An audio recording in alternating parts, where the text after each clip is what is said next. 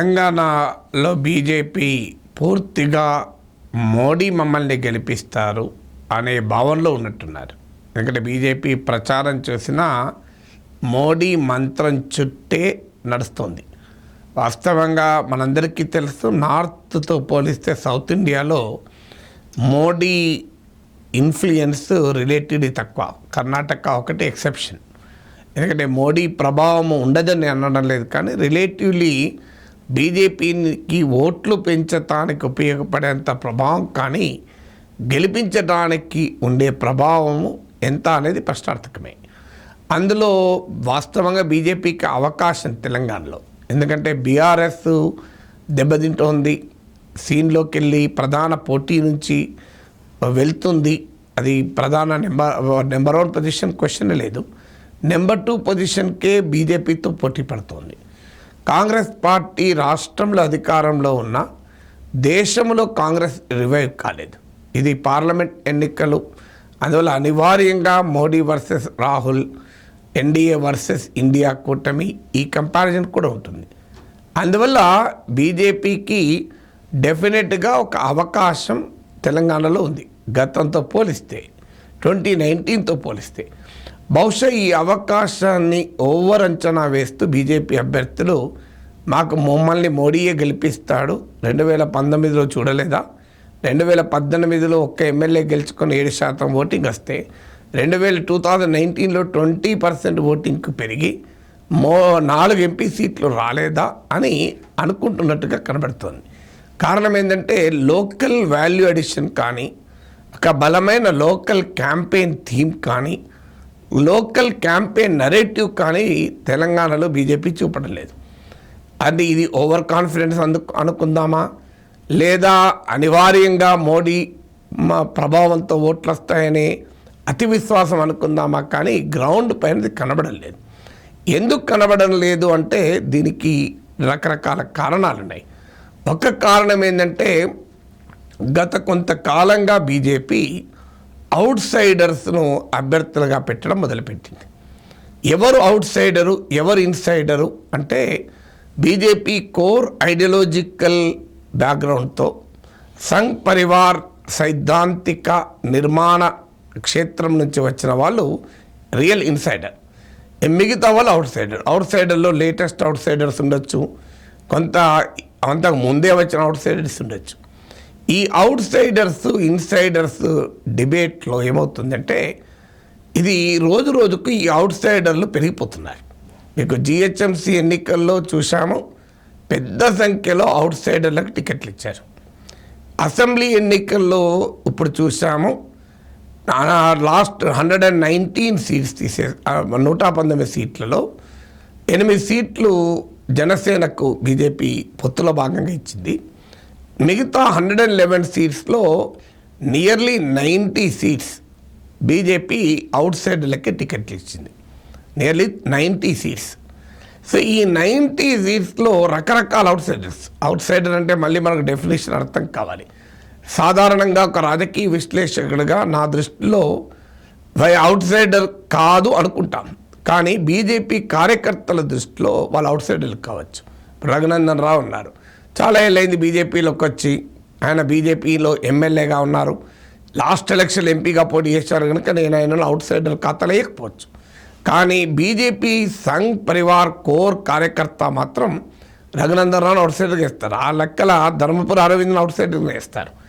ఇప్పుడు అసెంబ్లీ ఎన్నికల తర్వాత ఇక లోక్సభ ఎన్నికల్లో 17 సీట్లలో ఎక్సెప్ట్ బండి సంజయ్ అండ్ కిషన్ రెడ్డి, వీళ్ళిద్దరు మినహా మిగతా 15 మంది అవుట్ సైడర్లే.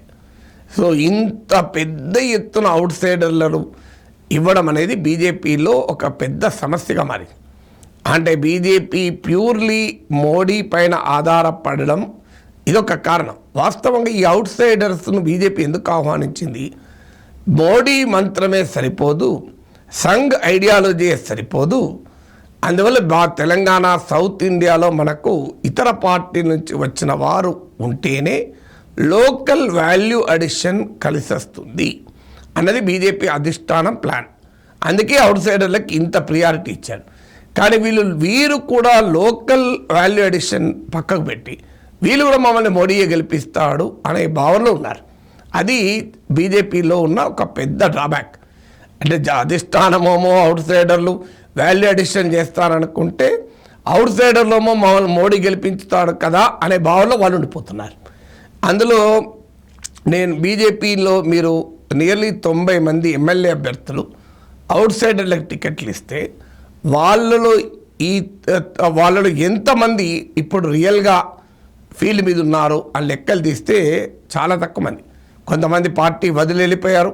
ఉదాహరణకు శ్రీశైలం గౌడ్ ఇట్లాంటి వాళ్ళు, లాస్ట్ టైం ఎమ్మెల్యేగా పోటీ చేసిన వాళ్ళు. మరికొంతమంది సైలెంట్ అయ్యారు, పనిచేయడం మానేశారు. ఎమ్మెల్యే అభ్యర్థిగా పోటీ చేశారంటే వారొక స్ట్రక్చర్ను బూత్ లెవెల్ నుంచి కాన్స్టిట్యున్సీ లెవెల్ వరకు నిర్మించుకుంటారు. ఎప్పుడైతే ఎమ్మెల్యేగా పోటీ చేసిన వ్యక్తి పార్టీ మారినా, ఇనాక్టివ్ అయిపోయినా ఆ స్ట్రక్చర్ మొత్తం దెబ్బతిన్నది ఇప్పుడు బీజేపీలో.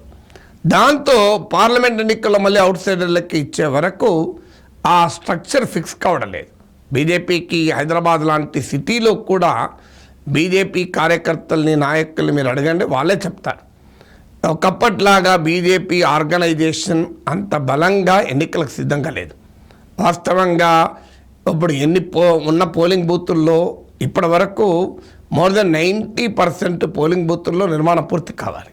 కానీ నాకున్న సమాచారం వరకు ఈవెన్ 50% కూడా నిర్మాణం పూర్తయిందో లేదో కూడా తెలియదు.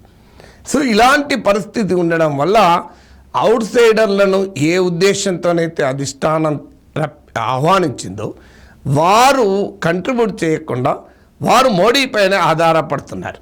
కానీ మరి మోడీ ప్రభావం ఇక్కడ ఉంటుందా? ఇటీవల మీరు సిఎస్డిఎస్ లోక్నీతి వారి ప్రీపోల్ సర్వే వచ్చింది. ఈ సర్వేలో ఏం చెప్పారు?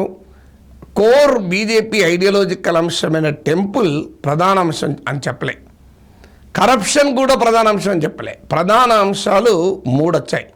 మొదటిది జాబ్స్ అన్నారు, రెండవది ప్రైసెస్ ధరలు అన్నారు, మూడవది డెవలప్మెంట్ అన్నారు.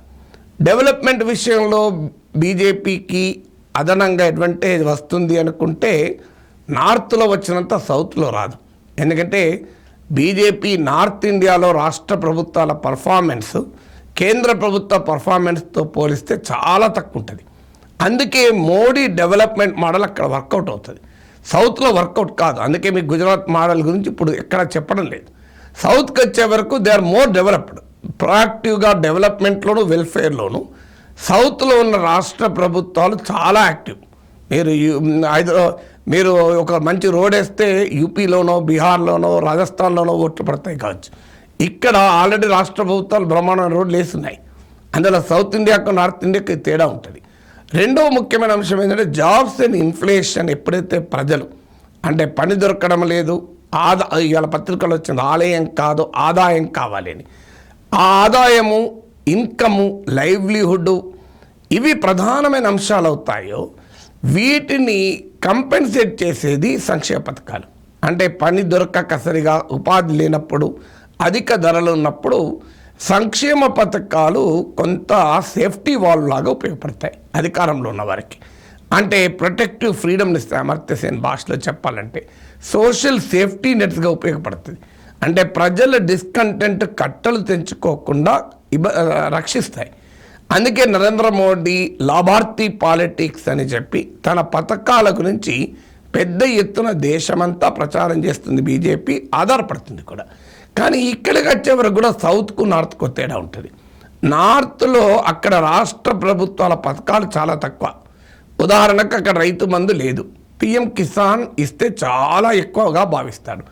ఉదాహరణకు అక్కడ ఆరోగ్యశ్రీ లేదు, అందువల్ల ఆయుష్మాన్ భారత్ అని చాలా గొప్ప పథకంగా భావిస్తారు. అక్కడ పెన్షన్ 200, 300, ఇక్కడ మన దగ్గర 3000.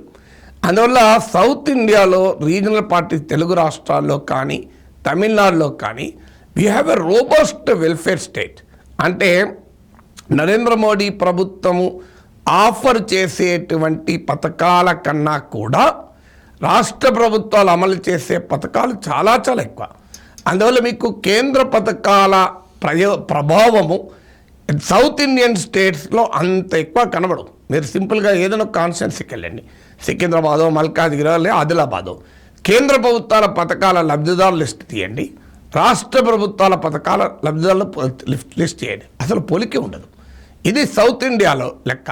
నార్త్ ఇండియాలో రాష్ట్ర ప్రభుత్వాలు పెద్దగా పథకాలు ఉండవు. అక్కడ ఇన్కమ్స్ తక్కువ, అక్కడ ప్రభుత్వాలకు ఆదాయాలే తక్కువ కనుక అక్కడ అభివృద్ధి లేదు కనుక అక్కడ స్టేట్ గవర్నమెంట్స్కి ఈ స్థాయిలో రెవెన్యూస్ ఉండవు. అందువల్ల వాళ్ళు వెల్ఫేర్ స్కీమ్స్ ఈ స్థాయిలో అమలు చేయవు.